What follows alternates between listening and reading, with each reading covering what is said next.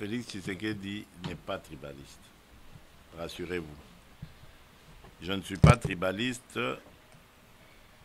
et ça peut se voir même dans ma vie privée. Mon épouse n'est pas de la même tribu que moi, déjà. Et je ne dis pas que ceux qui ont des épouses de la même tribu qu'eux sont tribalistes. C'est pas ça, mais déjà, c'est une preuve que je peux vivre dans l'intimité avec quelqu'un qui n'est pas de ma tribu. Mes amis de tous les jours dans ma vie privée, j'en ai beaucoup d'autres provinces. Dans ma famille, mes parents ne nous ont jamais appris le tribalisme. De mon père et de ma mère, j'ai 5 frères. Tous sont mariés à des noms kassaïens. Tous. Nous 6 enfants de Marthe et Étienne Tshisekedi ne sommes pas mariés à des kassaïens. C'est pas qu'on ne voulait pas, c'est un choix, c'est un état d'esprit. On voit quelqu'un, on s'éprend de cette personne et voilà, on fait sa vie avec elle. Donc, et nos parents ne nous ont jamais jugé là-dessus pour dire ah non, voyez, moi c'est école jamais. Donc, ce n'est pas vrai. Mais je vois à quoi vous faites allusion.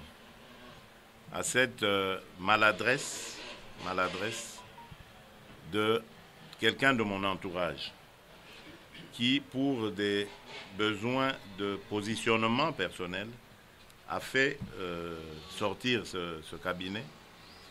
Un cabinet qui était encore en gestation. D'ailleurs, regardez la composition de ce cabinet. Comment vous pouvez penser qu'autour de moi, il n'y ait pas de conseiller politique, un ou plusieurs, qu'il n'y ait pas de conseiller financier, qu'il n'y ait pas de chargé de mission. Il y a plein de postes encore à pourvoir.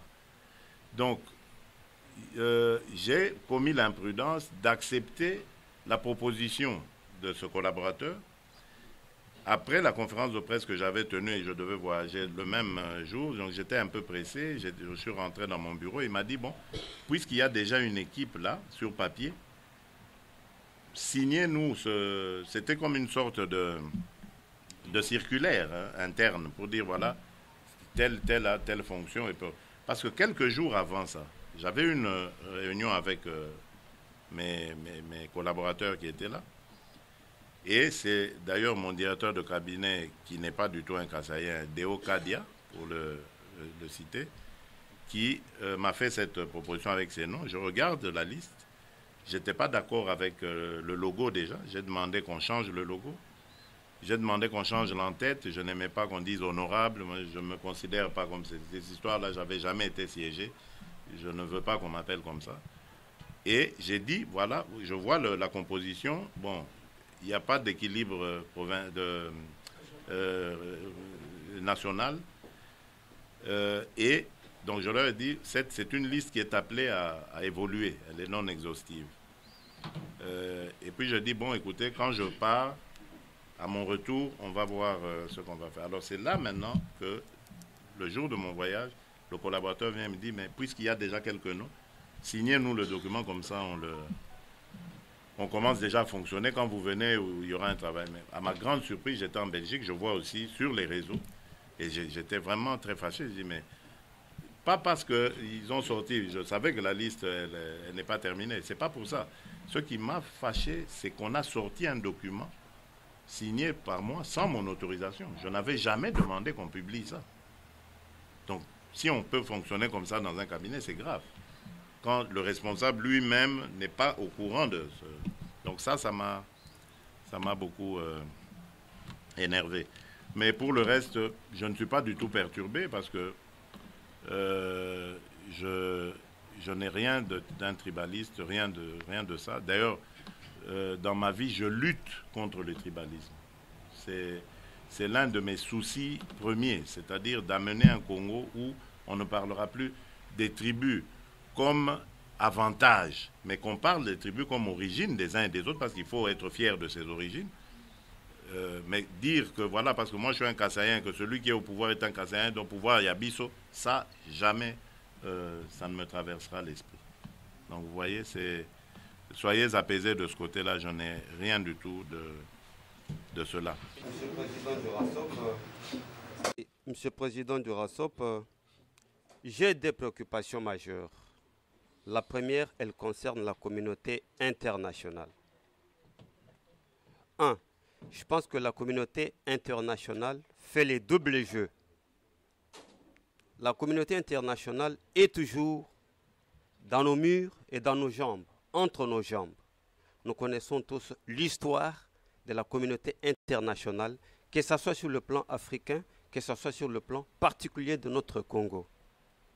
Je me rappelle, quand le leader Etienne Tshisekedi était en vie, pendant les élections de 2006, et l'Union européenne avait déployé tout un arsenal militaire et au camp, là où il y avait, à l'aéroport d'Indolo. Le président Etienne avait dit la communauté européenne est venue avec son président dans la poche. Je me rappelle de cette parole. Il était sûr de ça. Et présentement, nous savons très bien que le problème du Congo, c'est l'occupation. Depuis 1994, le génocide rwandais, il y a eu 2 milliers de milliers Hutus rwandais qui sont entrés au Congo. Et maintenant, 20 ans en plus, les bébés sont grandis, hein. Ils sont devenus automatiquement des Congolais. Ils sont devenus automatiquement des Congolais. C'est une très très grande infiltration et la communauté internationale travaille dessus. La situation du Congo est très sérieuse. Je me rappelle, en 2006, un ambassadeur britannique, Dick Smith, avait dit dans une réunion que j'avais participé à l'ambassade de Grande-Bretagne vers les fleuves, que vous, le peuple congolais, avec les richesses que Dieu a mis dans votre pays, l'homme blanc ne vous laissera jamais libre. Prenons ça au sérieux. C'est une interpellation pour toute la diaspora de penser comment est-ce que nous pouvons contourner aussi la politique de la communauté internationale. La question est que vous êtes sûr réellement, Président, que la communauté internationale ne jouera pas aussi son jeu lors des élections potentielles ou les élections prochaines? Mon frère Jules, moi, je préfère faire chaque chose en son temps. Prendre le temps de réfléchir, parce que si on fait tout à la fois et surtout avec émotion, je crois qu'on n'arrivera pas à grand-chose. Pourquoi je le dis? Je crois que c'est vrai, en 94, c'était pas encore Kabila qui était là, mais certes, 94 a entraîné évidemment l'arrivée de l'AFDL de Laurent Désiré Kabila, qui elle-même a généré l'arrivée aujourd'hui de Joseph Kabila. Et si le Congo est aujourd'hui à genoux, incapable de parer à ce genre de choses, c'est uniquement parce que nous avons un leadership qui a affaibli le Congo. Joseph Kabila, moi j'ai toujours dit, n'a jamais travaillé pour l'intérêt du Congo. C'est quelqu'un qui a passé son temps à brader le Congo. Toutes nos richesses sont bradées. La loi même qui les protégeait, la fameuse loi Bakajik, a été abrogée pour permettre justement cette prédation du Congo. Donc commençons par là. Le responsable de cette situation, il faut le dégager. Lorsque nous l'aurons dégagé, nous allons construire un état de droit. Moi, je ne pense pas, contrairement à toutes ces rumeurs, le monsieur que vous avez cité, tout ça, je ne vois aucun occidental venir nous empêcher de construire notre pays. Personne. Arrêtez de rêver ça. Je ne vois aucune puissance mondiale venir nous dire, voyez, Congolais, puisque vous avez commencé à vous organiser, nous allons vous mettre la guerre, nous allons vous balancer la bombe atomique. Non, ce n'est pas vrai. La responsabilité première incombe aux Congolais que nous sommes. Commençons d'abord par construire et voyons voir. Et c'est ainsi qu'on réglera ce problème des Hutus dont vous parlez qui sont venus en masse. Vous avez dit, ils ont fait plus de 20 ans au pays. Ils sont Congolais. moi je vous pose la question. Est-ce que on peut les considérer comme Congolais ou pas? Non. Donc voilà, ça fera l'objet de nos débats futurs, de père et de mère, nés aux États-Unis. Le simple fait qu'il naît ici, il a la nationalité américaine. Alors, a fortiori, quelqu'un qui est né et a grandi 20 ans dans un pays, est-ce qu'il n'est pas Congolais quelque part? Donc, c'est un débat. Je ne réponds pas, je ne défends pas, je ne prends pas position ici. Je dis c'est un débat. Mais il faudra mettre les conditions de ce débat. Et c'est dans un état de droit où les droits et les libertés des gens sont... Pourquoi on lèvera cette option? Pourquoi on refusera de la lever? Tout ça s'analyse dans ce contexte-là. Nous n'avons pas à aujourd'hui mettre la passion devant, commencer à nous en prendre à des gens uniquement parce qu'ils ont un faciès qui ne nous revient pas. Non, faisons les choses en son temps. S'il y a des étrangers qui ont comploté pour faire du tort à notre pays et que cela est avéré, que ce soit après 20 ans, 30 ans, 50 ans, nous les poursuivrons. Ça, c'est clair. Et nous les mettrons hors de notre pays. Mais en même temps, ne fermons pas la porte aux étrangers parce que nous en aurons besoin. Et nous-mêmes, nous avons une diaspora importante, nous l'avons dit ici. Nous sommes nous-mêmes étrangers par nos frères et nos sœurs dans beaucoup de pays du monde. Alors, est-ce que nous accepterions qu'on nous maltraite dans ces pays-là, comme nous serions prêts à maltraiter des étrangers chez nous? Je ne crois pas. Remettons de l'ordre dans notre pays, reprenons le contrôle de notre pays, et vous verrez que nous pourrons régler ces problèmes sans aucune difficulté et sans aucune passion. Voilà. Maman est génie d'abord, et puis l'homme. Donnons l'occasion aux femmes aussi.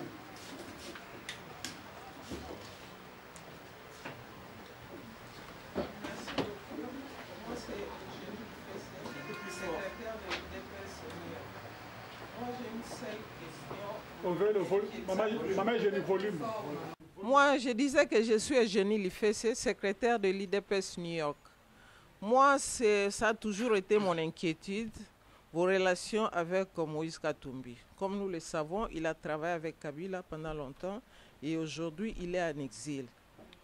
Vos relations, vous êtes propre, disons-le comme Tokunde Masolo Zali, vous êtes propre par rapport à Moïse. Moïse, il a fait des actions au Katanga, mais il a travaillé avec Kabila, il a bouffé avec Kabila, il s'est enrichi avec l'argent congolais. Et aujourd'hui, en exil, quels sont vos rapports? On vous voit, vous avez signé un communiqué ici, en Europe. Quels sont vos rapports avec lui? Oui. Merci de nous préciser. Moi, je dirais d'abord, pour répondre à votre question, nos rapports sont excellents avec Moïse Katumbi. Nos rapports sont excellents et je souhaite même, et je m'y active d'ailleurs, je souhaite que ces rapports restent ainsi. Parce que nous avons besoin d'être unis pour barrer la route à l'adversité, à l'ennemi qui est en face. Ça, c'est la première des choses. La seconde, vous avez dit, il a travaillé avec Kabila. Permettez-moi de vous dire, sans vouloir vous juger, que c'est quand même mince comme argument pour se méfier de quelqu'un. Le leader qui est le nôtre, que nous vénérons aujourd'hui, je m'excuse du terme, mais que nous n'oublierons jamais, avait travaillé avec Mobutu, Étienne Tshisekedi. Le tout, c'est de savoir, il a travaillé pour quel bilan, qu'est-ce qu'il a fait.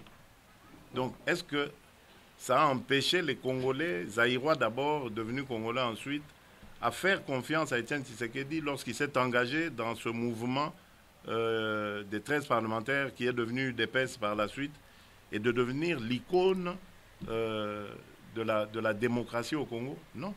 Pourtant, il avait, par le passé, travaillé avec Mobutu, lequel régime Mobutu a causé beaucoup de dégâts dans la République. Je pense, sans vouloir juger les gens, je crois qu'il faut, comment je veux dire, évaluer quelqu'un à sa manière d'agir, à sa manière de faire les choses. Moïse Katumbi s'est levé un matin, il a dit, ça suffit, je ne veux plus de ce régime-là. Il a mûri son idée pendant des années, et puis un jour, en 2015 je crois, c'était la rupture. La première fois que j'ai vu Moïse Katumbi dans ma vie, c'était en 2010. C'était sur l'insistance d'un ami, d'un jeune frère, qui m'avait beaucoup harcelé. Il me disait, non, mais il faut le voir, il faut le voir. Et j'étais comme vous. Je disais, non, mais écoute, ça c'est un kabbyliste, qu'est-ce que je vais faire? Non, non, il faut le voir. Et puis un jour, l'ami organise cette rencontre, on se voit. C'était en 2010. Je crois autour du mois de novembre, comme ça, par là. La conversation que j'ai eue avec lui ce jour-là m'avait un peu changé d'opinion vis-à-vis de lui. Je dis, mais tiens, c'est celui que je pensais être kabbyliste. Je le dis, je dois le restituer ça à l'histoire. Il m'a dit, faites attention. Nous, dans notre camp, là, on est en train de préparer de changer la Constitution, de passer de 2 tours à 1 tour. Faites très attention. Alors, pour lui, donc il dit, voilà, pour moi, la tactique, dites aux vieux que dès qu'on fait ça, lui, il doit rassembler le plus possible. Parce que c'est là qu'ils vont prendre l'argument de l'opposition divisée pour tricher et gagner les élections.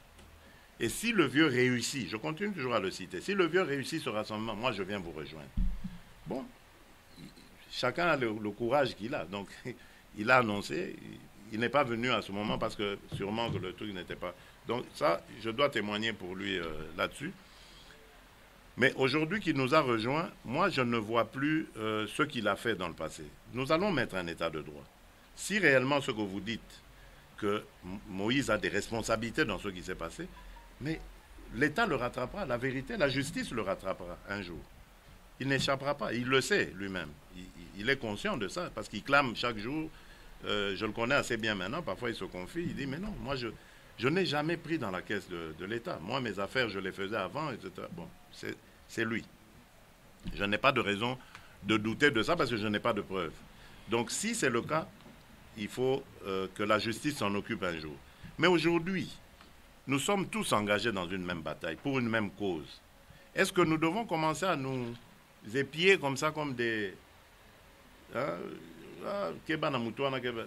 Si on fait ça, alors on oublie l'objectif pour lequel nous sommes ensemble et que nous devons atteindre. Après, bon, on fera ce qu'on fera. On sera dans... J'ai toujours dit, le rassemblement aujourd'hui, ce n'est pas encore une plateforme électorale. Peut-être ça va se décider, mais ça dépendra de vous. C'est l'UDPS qui doit accepter de rentrer dans une plateforme électorale ou pas. C'est le Congrès qui lèvera l'option.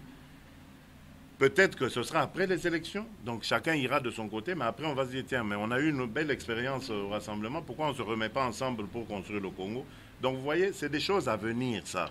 Aujourd'hui, vraiment, chère maman, chers compatriotes, le principal, c'est le départ de Joseph Kabila.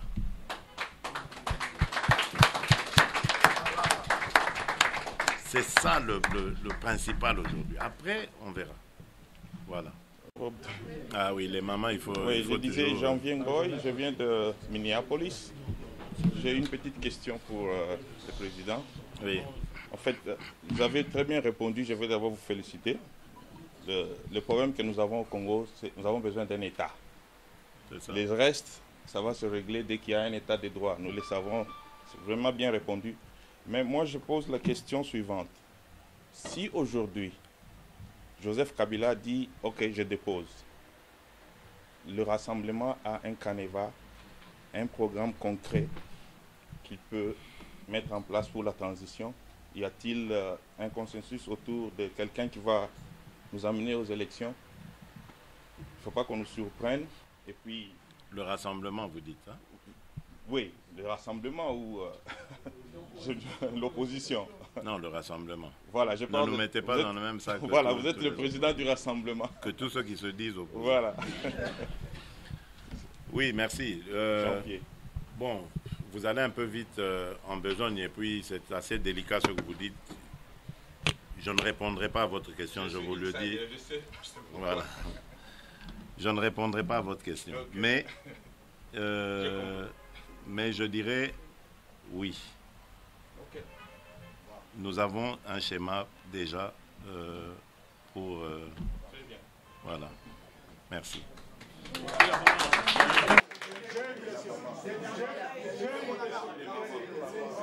J'ai une question puis la excusez-moi, modérateur.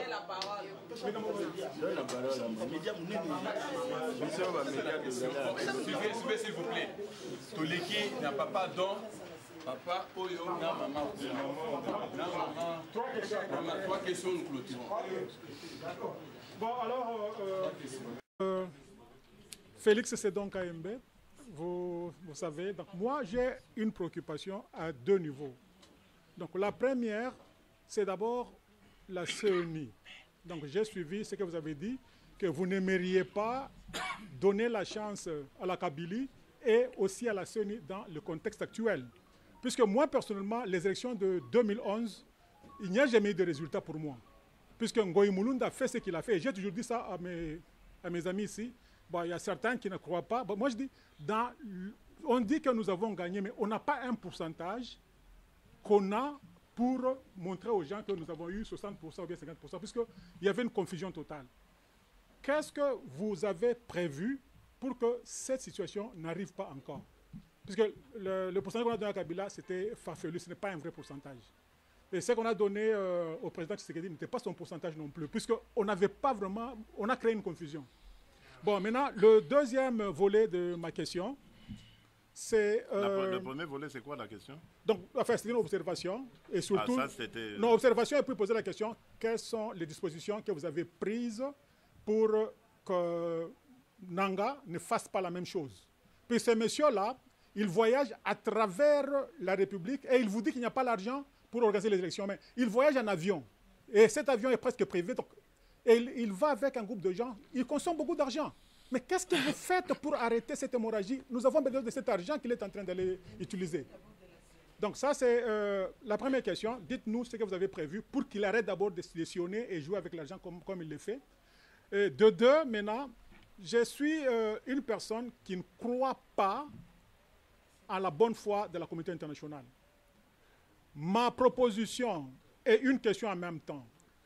Pourquoi ne voudriez pas, vous ne voudriez pas rester chez nous, mobiliser la population, demander que la population fasse quelque chose, récupérons le pouvoir, et maintenant nous allons ouvrir la porte aux Blancs là, qui viendront chez nous sous condition pour négocier égal à égal.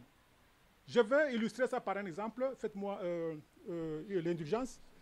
J'étais un consultant en Afrique du Sud. Je suis allé prendre un visa à l'ambassade de l'Afrique du Sud. À ce moment-là, on exigeait qu'un Congolais, avant d'aller en Afrique du Sud, il doit laisser $1000 de caution, puisque quand il rentre, maintenant, il récupère ça. Alors j'arrive là-bas, le monsieur avec qui je parlais, un Sud-Africain, il me montre la liste de plus de 1000 personnes qui ont laissé ces $1000 et n'ont jamais rentré chez nous. Et ce monsieur, il me pose la question, mais qu'est-ce qui fait que vous laissez votre pays, vous allez chez les autres? Nous nous sommes battus pour cette terre-là. Nous avons récupéré cette terre-là contre un blanc. Vous vous battez contre un noir comme vous. Pourquoi vous avez peur de cette personne-là? Donc nous ne sommes pas allés chercher l'appui de quelqu'un d'autre. Faites ça, récupérez la terre et vous serez fiers de vous-même. Donc est-ce que ça vous vient à l'esprit d'arrêter d'aller voir ces gens qu'on appelle décideurs? Ils n'ont rien à décider sur notre terre. Est-ce que vous pouvez les oublier et vous concentrer sur notre peuple? Est-ce que je peux terminer? Ça, c'est mon point de vue. Donc, vous concentrez avec notre peuple. Nous avons des exemples. Nous avons la Chine qui a fait la même chose. Aujourd'hui, ils sont là où ils sont. Nous pouvons le faire et c'est possible. C'est ma question et une observation. À vous de nous répondre. Merci donc. Bon, d'abord, par rapport à Nanga, vous avez raison. Lorsque nous étions au dialogue, nous avons obtenu que l'on fasse un audit de la CENI.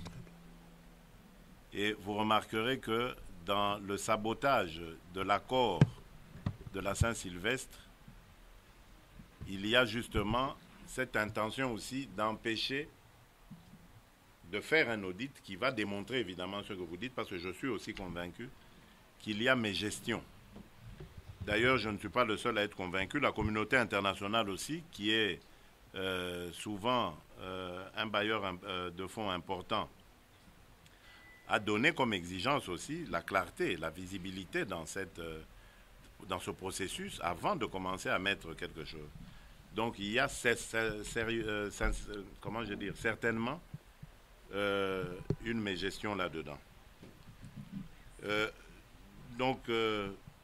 L'autre aspect du problème que vous évoquiez, c'était celui de la stratégie du contrôle aux élections pour que les aventures de l'époque Ngoï-Mulunda ne nous reviennent pas. Là, je ne vais pas en dire beaucoup, mais sachez que nous y réfléchissons, nous y travaillons. Mais les deux problèmes, quand vous les prenez ensemble, vous allez remarquer que ce sont des problèmes qui sont créés pour avantager un seul individu, Joseph Kabila. Voilà la vraie origine de ces problèmes. C'est pourquoi nous nous disons qu'il faut le mettre hors d'état de nuire. Dès que lui est parti, tous ces gens-là qui se réclament de lui ou qui font toutes ces manœuvres pour ses intérêts cesseront d'exister. C'est fini. Ils vont arrêter. Certains vont même avouer leurs bêtises, leurs fautes. Donc, c'est pourquoi, quand je le dis, ce n'est pas de l'acharnement sur un individu ou quoi que ce soit que peuvent penser ceux qui m'entendent. C'est simplement une stratégie. La manière de mettre fin à ces choses passe par Joseph Kabila. Idem pour ce que j'ai dit par rapport à l'état de droit. La construction, l'érection d'un état de droit au Congo passe par le départ de Joseph Kabila. Il y a beaucoup de choses qui tiennent à cet individu qui seront libérées lorsqu'il ne sera plus à la tête du Congo. Parce que c'est lui qui, par sa position, empêche justement au pays de s'épanouir. Voilà pourquoi nous en faisons notre objectif principal et que nous préférons taire toutes nos divergences, tous nos désaccords, pour d'abord avoir la concentration nécessaire sur lui, le faire partir et maintenant penser à faire avancer notre pays. Ça, c'est la première des choses. La seconde, bon, moi, ça m'étonne d'abord, sans vouloir me moquer de vous ou quoi que ce soit, cher Don Kayembe, que votre remarque vienne de quelqu'un qui vit à l'étranger. Vous vivez vous-même aux États-Unis et vous dites qu'il faut ignorer ces gens-là. Mais je ne vois pas dans le monde qui est celui d'aujourd'hui comment le Congo peut évoluer seul sans même ses propres voisins. Ce n'est pas possible. Tout se tient aujourd'hui. Et a fortiori, dans le Congo qui est à genoux, que Kabila a mis à genoux, le Congo qui est le nôtre. Aujourd'hui, nous sommes incapables de nous défendre, de défendre notre souveraineté territoriale. Combien de fois n'avez-vous pas entendu que des troupes officielles, l'armée des pays voisins, il n'y a pas que le Rwanda, de pays voisins, combien de fois ne sont-ils pas entrés sur le territoire national pour venir opérer et repartir en toute impunité? Tout ce qui arrive au Congo aujourd'hui démontre que nous n'avons plus d'État. Mais seul, comment nous allons nous en sortir si nous ne parlons pas aux voisins déjà pour attirer leur attention, si nous ne parlons pas plus loin à ceux qui peuvent aussi influer sur les voisins, pour essayer d'expliquer cela. Donc, nous avons besoin de la communauté internationale aujourd'hui. Et demain, lorsqu'il faudra reconstruire ce pays, mais il nous faudra des capitaux. Mais oui, mais nous pouvons, voilà. Et je voulais revenir sur ce que vous avez dit de l'Afrique du Sud, enfin ce que ce Sud-Africain vous a dit d'eux. C'est vraiment un manque, j'allais dire, de reconnaissance vis-à-vis des autres frères africains et ailleurs. Nelson Mandela, lorsqu'il a été libéré, il a fait le tour presque du monde, en tout cas presque, j'allais dire, du tiers-monde, de toute l'Afrique, pour aller remercier tous les pays qui avaient aidé à éradiquer l'apartheid. Il avait même été jusqu'à rencontrer Yasser Arafat, qui était l'ennemi numéro 1 à l'époque de l'Occident. il a rencontré Kadhafi qui était sous sanction internationale. Mais c'était pourquoi? C'était pour déplaire à l'Occident? Non, c'était parce que ces gens avaient activement participé à mettre fin à l'apartheid. C'est faux quand ces Sud-Africains disent qu'ils ont été seuls à mettre fin. C'est pas vrai. Les Blancs les tuaient comme des mouches depuis des décennies. C'est parce que le monde s'est ligué, que les sanctions ont commencé à pleuvoir sur le régime de l'apartheid, qu'ils ont compris que économiquement, ils commençaient à être étouffés. Et c'est vrai, il faut reconnaître aussi que les militants de anti-apartheid, de l'ANC principalement, à l'intérieur, faisaient aussi beaucoup de choses. Et l'un dans l'autre, l'un avec l'autre, ça a pris, finalement, c'est devenu un boulet que le pouvoir blanc ne pouvait plus éviter. Et c'est ainsi qu'ils ont baissé pavillon, ils ont commencé à parler avec Nelson Mandela qui symbolisait cette cause noire et ont arrangé évidemment cette transition en douceur qui aujourd'hui fait de l'Afrique du Sud un des pays les plus stables d'Afrique. Donc c'est faux, c'est vraiment de l'égoïsme et je suis vraiment déçu de ce Sud-Africain qui dit des choses comme ça parce que même nous, au Zaïre, le Zaïre de Mobutu a contribué à la libération de cette histoire. Mandela était venu à Kinshasa pour remercier le Zaïre à travers le maréchal Mobutu défunt. Donc, ce n'est pas vrai, c'est faux ce qu'il dit. Et si aujourd'hui les Congolais vont à l'étranger, c'est vrai que c'est dommage, c'est regrettable, mais les Congolais, je le disais tout à l'heure, ne sont pas allés à l'étranger pour croiser les bras. Vous, puisque je parlais de vous, regardez tout ce que vous avez comme volume d'activité pour votre pays. Rien ne vous y oblige. C'est vrai que vous n'êtes pas présent sur le pays, mais qui va vous faire le procès aujourd'hui d'être à l'étranger, d'avoir voulu aussi aller voir ailleurs comment ça se passe et de mettre votre famille à l'abri, tout ça? Personne. Mais au moins, vous avez le mérite de contribuer à la libération. On n'est pas tous obligés d'être au pays pour le faire. Il y en a qui sont nécessaires à l'extérieur. Il y en a qui, en étant à l'extérieur, ont des contacts qui peuvent servir au pays. Mais tout ça, si on n'avait pas des compatriotes à l'extérieur, comment ça allait se passer? On a besoin de ce genre de personnes. Et aujourd'hui, il ne faut même plus parler de fermer les choses. Ça ne sert à rien. Le monde est aujourd'hui, on a Internet, on a le téléphone portable. C'est fini ça. Les frontières vont tomber avec les années, les générations à venir. C'est fini. Il ne faudra plus regarder les choses en termes c'est pour ça que je trouve qu'en Afrique, nous sommes encore énormément en retard. S'il y a une civilisation, oui, surtout en Afrique centrale, ça c'est très bien. S'il y a une civilisation qui était aussi belliqueuse dans le monde, c'est la civilisation blanche, on va dire, si je peux l'appeler ainsi. Il y a eu combien de guerres? Regardez dans l'histoire de l'Europe, combien de guerres fratricides qu'il y a eu. Mais aujourd'hui, ils ont construit l'une des choses les plus extraordinaires, qui est l'Union européenne. Et le principe de ça, c'est de ne jamais plus se battre. Et regardez comment ils vont de conquête en conquête. Donc moi, je crois que nous, les Africains, il est temps qu'on commence à réfléchir comme ça. Qu'on commence à réfléchir, d'unir nos efforts pour avancer. Bon, merci de m'accorder la parole. Peut-être que les questions que je vais poser ont été déjà formulées, peut-être sous une autre forme, mais je vais quand même formuler à ma façon. Je m'appelle Maman Angélique Dikou, je viens de Toronto, Canada. Dans votre exposé tout à l'heure, Félix, vous avez dit deux choses que j'ai retenues. Vous avez reconnu que la CENI est vraiment à la solde du pouvoir en place, du pouvoir mourant.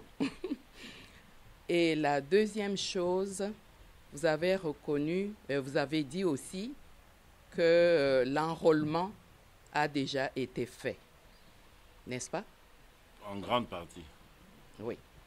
Alors, moi, j'aimerais savoir si, par je ne sais pas quel miracle, les deux partis en présence, c'est-à-dire le pouvoir et nous, peuple congolais, on s'entend d'aller aux élections, par exemple. Ma question est de savoir, sachant que la CENI est à la solde de Kabila, quels sont les mécanismes que vous allez mettre en place pour contrecarrer cette triche? Parce que pour moi, je suis sûre qu'il y aura tricherie. Quels sont les mécanismes que vous allez mettre en place? Et aussi, ma deuxième question est de savoir, oui, l'enrôlement a été fait. Quelle a été l'implication du rassemblement dans cet enrôlement ou recensement? Parce qu'on apprend, comme le frère a dit, que Nanga se promène, il a l'avion, il a l'argent, ils vont à l'intérieur là-bas, ils enrôlent les gens. Est-ce que l'opposition, est-ce que le rassemblement, vous faites partie de cette délégation quand ils font l'enrôlement ou bien il vient vous apprendre qu'il a fait l'enrôlement? Merci. Des questions très intéressantes, maman. Je vous remercie, maman Angélique. La première question, moi je vous dirais simplement, il ne faut pas qu'on ait peur. Et je prends pour ça l'exemple du Kenya. Regardez au Kenya, l'opposition, avant même les élections, criait à la tricherie.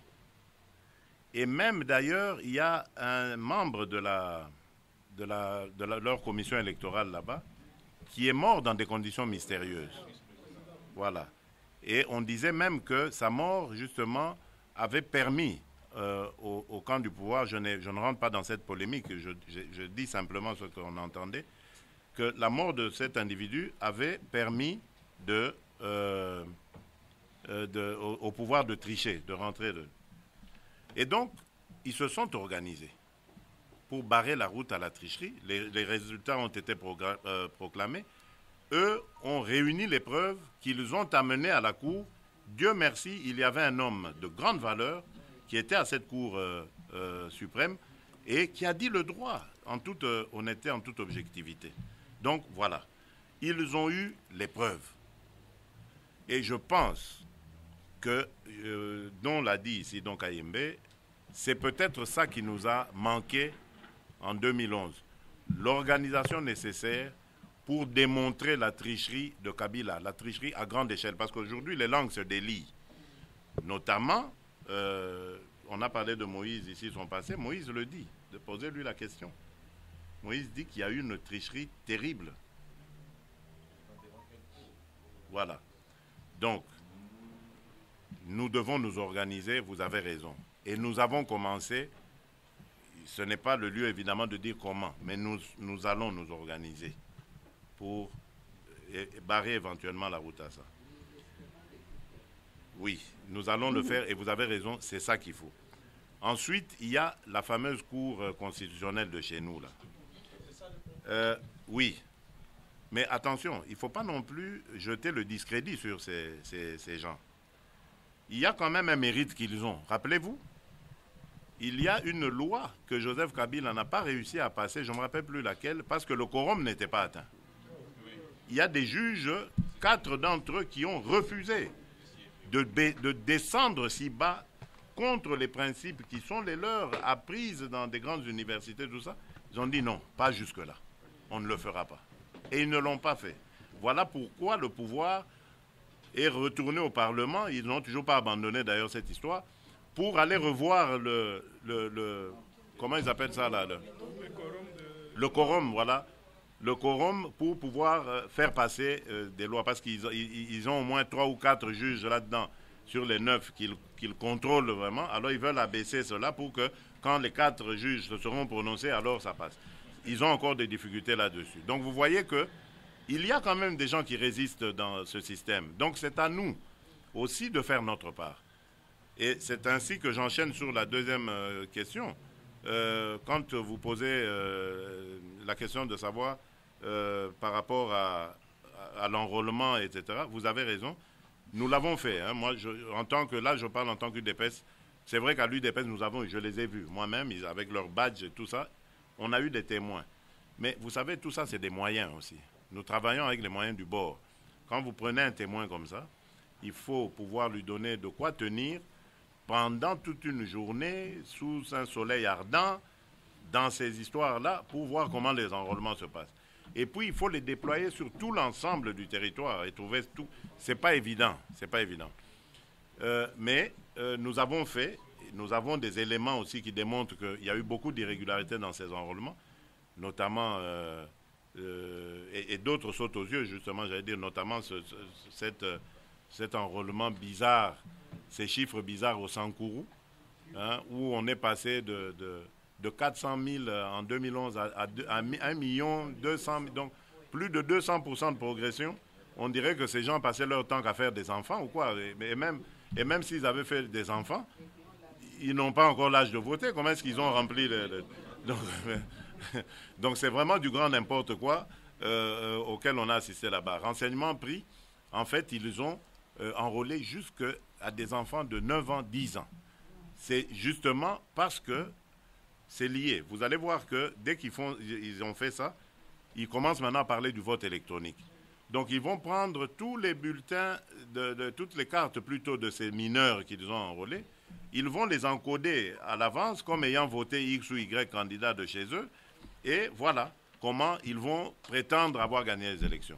Et maintenant, au moment où on vous parle, au niveau du Parlement, ils veulent lancer le débat sur le vote électronique, envers et contre toutes les règles de l'art. Donc, ils ne peuvent même pas le faire, mais ils veulent passer en force pour le faire. Donc, tout ça, c'est évidemment dans l'optique de pouvoir tricher. Mais la bonne nouvelle là-dedans, c'est que ça veut dire que Kabila, quelque part, s'apprête à partir. Parce qu'il ne peut pas se représenter. Donc, s'il est en train de faire ce bouticage, c'est parce qu'il sait qu'il va mettre un pantin qu'il va essayer de faire gagner. Et quand il va faire gagner ce pantin, il essaiera de contrôler le pouvoir à travers. Donc c'est déjà une bonne nouvelle, il ne sera pas là. Mais elle n'est pas totale, cette bonne nouvelle, parce que nous voulons mettre fin à Kabila et à son système. C'est ça que nous poursuivons. Et nous irons jusqu'au bout. Voilà. Bon, mais je quand même... c'est Gary Wele de l'émission Bakolo State. Je suis basé à Washington. J'ai quand même la malchance de poser peut-être la dernière question, mais laisse-moi avoir le privilège de vous dire merci et de vous remercier de tout ce que vous faites et de tout le courage que vous avez. Et moi, ça me fait d'abord mal de voir que j'étais parmi les dernières personnes qui ont quand même eu le temps d'interviewer le fait... le président Papa Etienne Tshisekedi.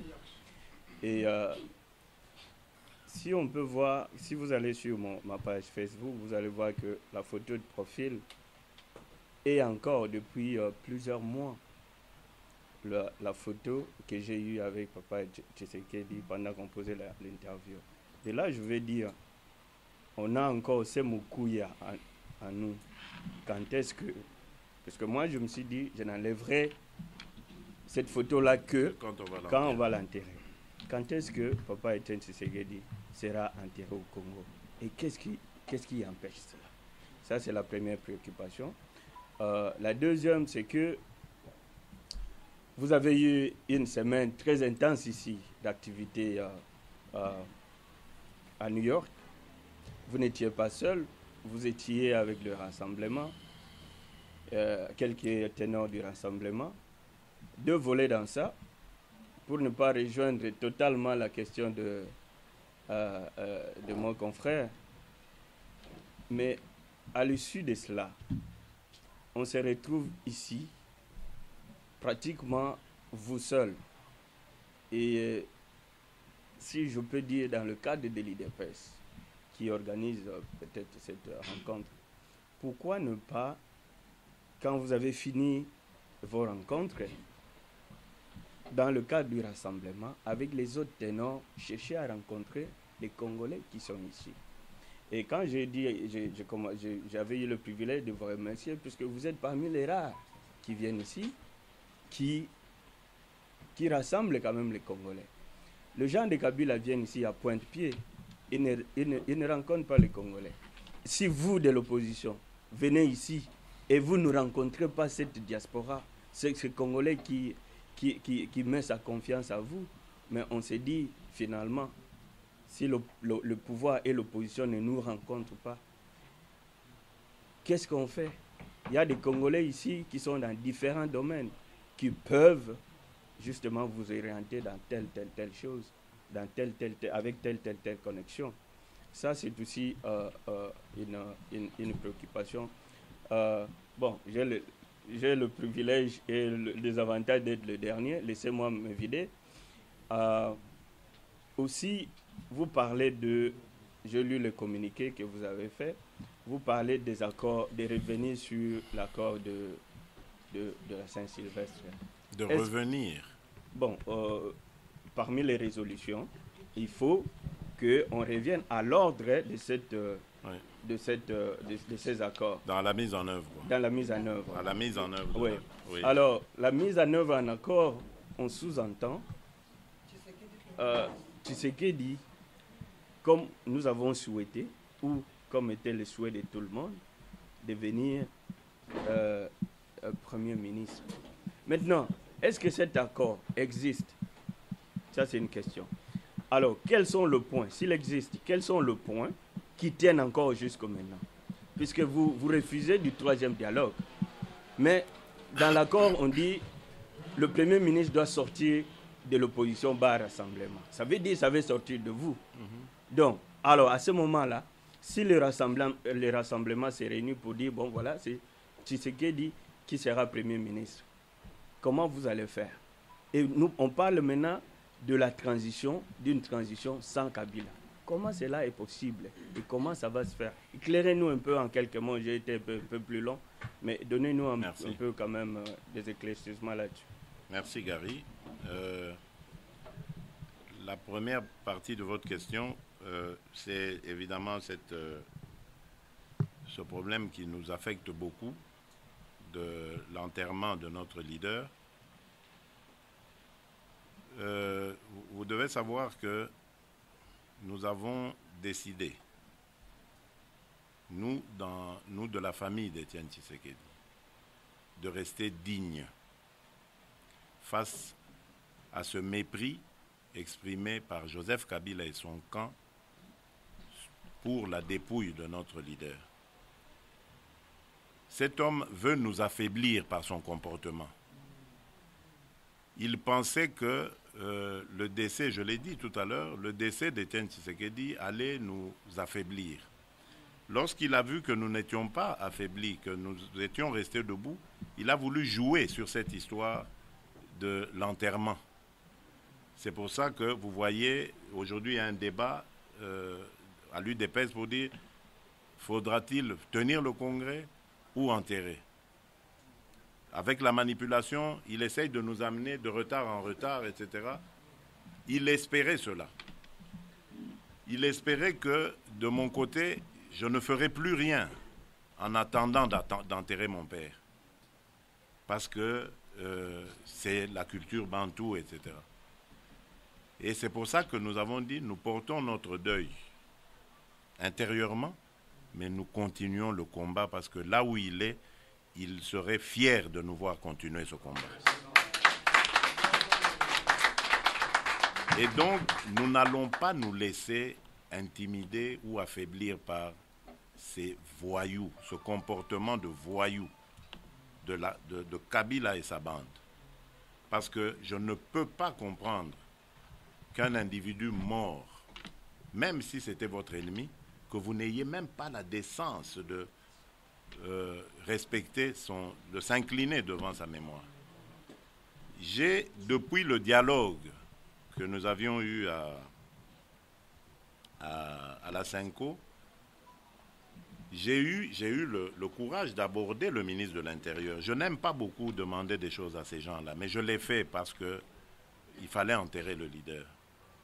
J'ai interpellé le ministre toute la dernière semaine. Mon aîné ici est d'ailleurs témoin parce que le dernier jour, il m'a même renvoyé à lui en disant « Mais demandez à Gilbert Kankonde, demain je vous appelle, on arrange ça. » Ça, on est au mois de mars. C'est pas un problème, on va faire, j'ai parlé au président, et tout ça, c'est bon. Rien.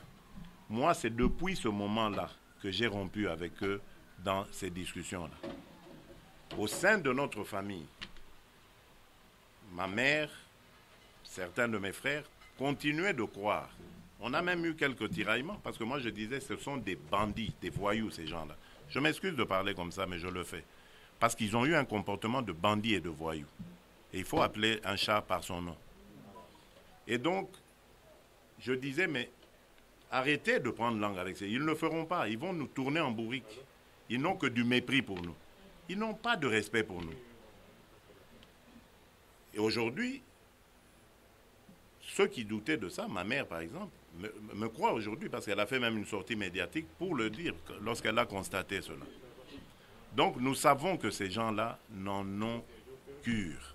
Ils n'ont rien à foutre, je parle vraiment vulgairement, rien à foutre de cela. Et donc nous n'allons pas rester accrochés à un espoir qui n'existe pas ou à une entente. Regardez même le problème du communiqué. Ils ont réussi à réunir, et pourtant moi j'étais déjà pas d'accord avec ça, mais bon, ils ont réussi à réunir la famille politique et biologique. Ils ont dit, on commence par un communiqué, on informe l'opinion que nous nous sommes mis d'accord sur le lieu, sur la date de rapatriement et tout ça. On signe le communiqué. La seule objection que l'UDPS a posée en ce moment-là, c'était qu'ils voulaient mettre sous je ne sais plus quel terme, oui voilà, de Kabila, etc. Le parti a dit pas question, Kabila n'a rien à faire là-dedans, c'est un serviteur de l'État, c'est l'État qui l'enterre, c'est pas Kabila qui l'enterre. Finalement, après 2 semaines, il s'incline, l'UDPS signe, la famille biologique signe, eux, ils ont mis des mois et des mois. Ce n'est que par les réseaux sociaux qu'on a su que le ministre de l'Intérieur a finalement apposé sa signature. Quel mépris. Quel mépris. Et il l'a fait pourquoi? Parce qu'il y a eu des pressions après la sortie de ma mère dans les médias pour dire, appeler à cela, à ce qu'on lui permette d'enterrer son mari.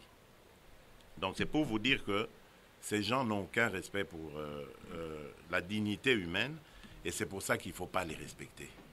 C'est pour ça que ces gens, il faut les traiter comme des criminels, les criminels qu'ils sont et qu'ils continuent d'être. Alors, par rapport à